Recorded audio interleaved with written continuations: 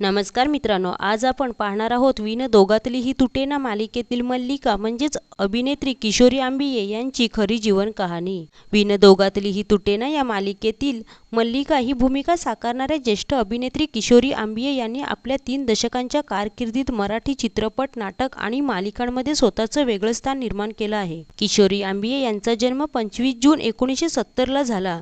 त्यांनी 1993 मध्ये महेश कोठारे यांच्या झपाटलेल्या या गाजलेल्या चित्रपटातून अभिनय क्षेत्रात पदार्पण केले।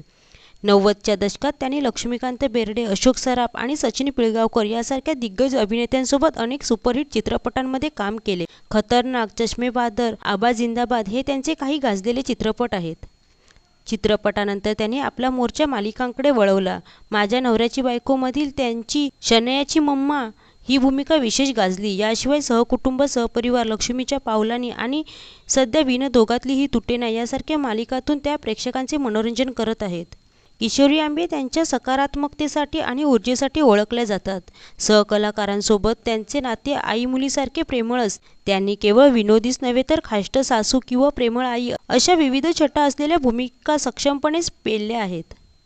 किशोरी आंबिये या अतिशय हसतमुख आणि ऊर्जावान स्वभावाच्या आहेत। सेटवर त्या सर्वांशी प्रेमाने वागतात। त्यांच्या अभिनयातील टायमिंग आणि विनोदी शैली त्यांच्या खऱ्या आयुष्यातील मोकळ्या स्वभावाचे प्रतिबिंब आहे। अभिनयाव्यतिरिक्त त्यांना वाचनाची आणि प्रवासाची आवड आहे। जुन्या गाण्यांची त्यांना विशेष ओढ आहे।